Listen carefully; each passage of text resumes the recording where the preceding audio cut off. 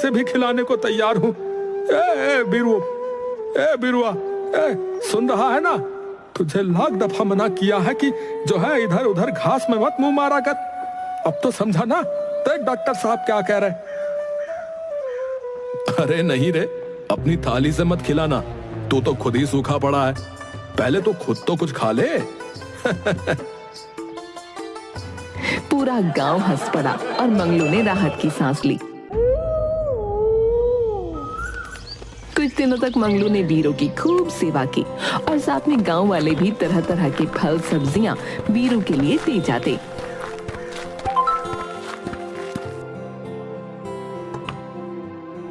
बीरू पूरी तरह ठीक हो गया।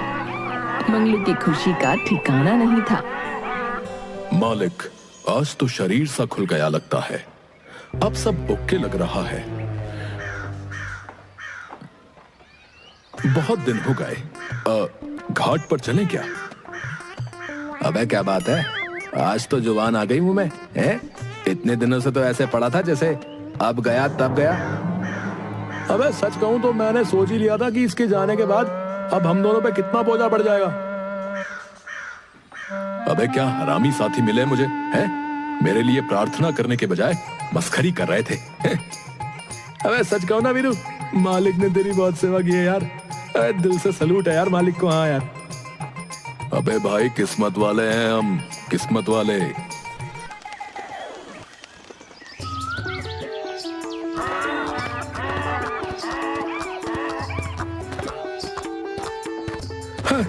अब मैं फिर से अपने काम पर लौट सकता हूँ। मैं आप सबके पैसे लौटा दूंगा।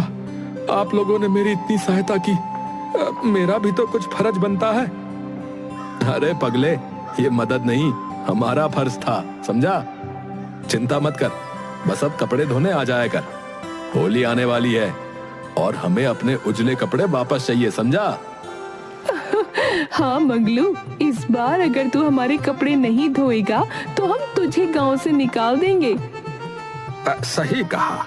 अब जल्दी से ये कपड़े ले जा और हमें होली से पहले बिल्कुल चमका कर लौटा देना, समझ गया? मंगलू ठाका लगाकर हंस पड़ा। फिर उसने सबके गंदे कपड़े ले लिए। होली की सुबह जब पूरा गांव रंग बिरंगा होने के लिए तैयार था, लेकिन इसी बीच गांव के बाहर से आए कुछ अजनबी लोग चुपचाप एक योजना बना रहे थे। ये लोग गांव के ही एक लड़के सूरज के साथ मिलकर भांग के पैकेट गांव में अवैध रूप से पहुंचाना चाहते थे, पर पुलिस के डर से कोई सीधा तरीका नहीं अपना सकते थे। तभी सूरज के दिमाग में एक चालाकी भरी योजना आई। देखो बे, अगर हम सीधे ले जाने की कोशिश करेंगे तो ना पकड़े जा सकते, समझेगा?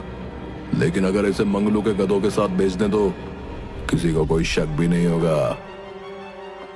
बिल्कुल सही उस्ताद, वो बिल्कुल भोला भाला है, उसे समझ में भी नहीं आएगा कि उसके साथ हो क्या रहा है।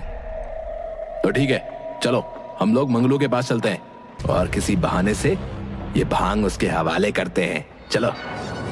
हाँ चलो बे। ये कोई गड़बड़ नहीं होनी चाहिए, समझा? ये नहीं, रुको, मैं अकेला जाऊंगा क्योंकि वो सूरज को पहचानता है। कुछ गड़बड़ हुई तो हम पकड़े जाएंगे। क्या बात है हमें पहली बार दिमाग की बात करी पप्पू तूने। हाँ, इसीलिए रांगा भैया आप भी मेरे साथ चलो, बता रहा हूँ।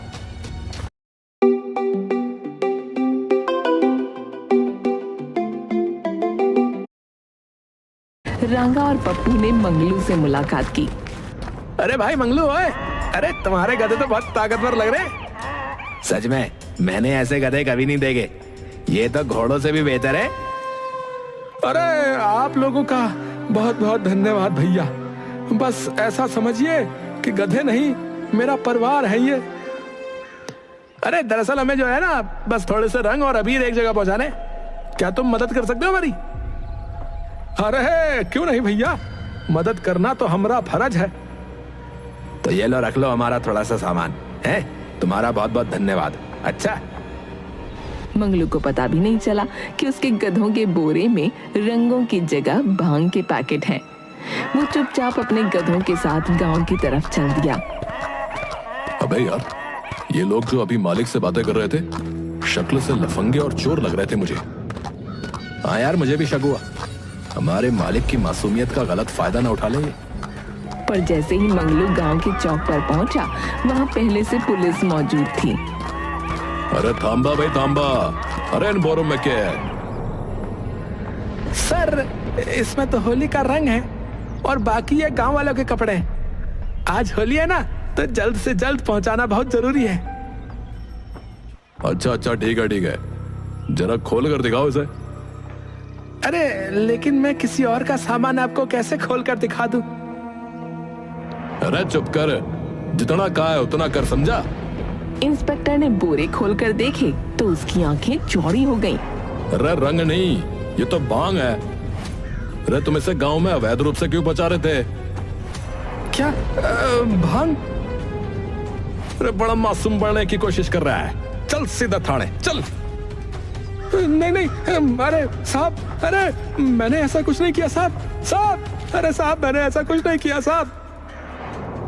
मंगलू को चिल्लाता देखकर वहां गांव वालों की भीड़ लग गई। गांव वाले भी ये देखकर दंग रह गए और बोले, अरे नहीं, मंगलू ऐसा नहीं कर सकता। मंगलू तो सीधा साधा इंसान है, ये जरूर कोई साजिश है। तभी कमला मौसी ने कुछ सोचा और जोर से बोली, रुको, मंगलू से पूछो कि ये बोरा उसने खुद पैक किया था या उसे किसी ने दिया था।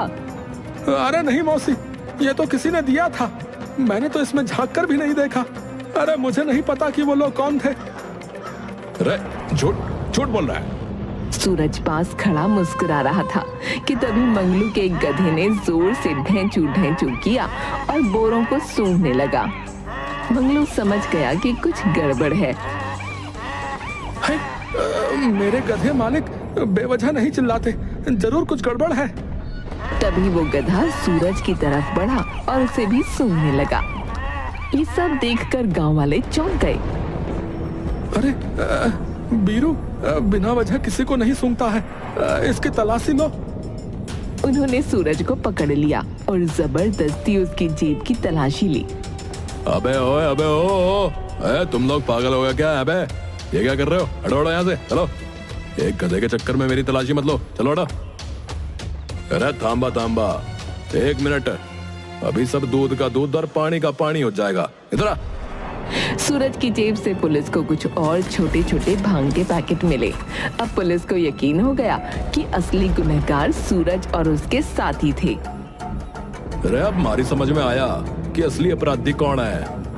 अब सब कुछ सच उगल दे, वरना ऐसे पट्टे बजाऊंगा कि 7 पुश्तें याद करेंगी तारी।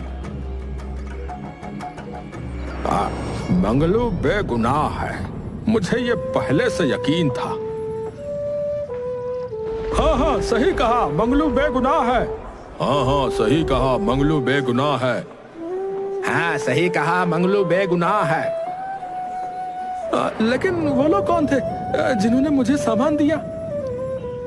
ये बात तो अब ये सूरज ही उगलेगा। रे पड़ साले। पुलिस ने सूरज को एक जोरदार थप्पड़ मारा और उसने सारी बात उगल दी। पुलिस ने उसे और उसके साथियों को गिरफ्तार कर लिया। उधर मंगलू की आंखों में आंसू थे, पर इस बार खुशी के। गांव वाले मंगलू के पास आए। अब तो तू समझ गया ना कि तू हमारा कितना अच्छा दोस्त है। अब जल्दी से रंग लेकर आ, होली मनानी है। क्या सच में? क्या आप लोग मेरे साथ होली खेलोगे? होली है! सबने बिना जवाब दिए गुलाल उठाया और मंगलू पर उड़ा दिया। गांव में ढोलक बजने लगी, रंगों की बौछार हो गई और मंगलू भी हंसते हुए सबको रंग लगाने लगा। उस दिन मंगलू को समझ आ गया कि होली सिर्फ रंगों का त्योहार नहीं, बल्कि सच्चे रिश्ते और ईमानदारी की जीत का भी प्रतीक है।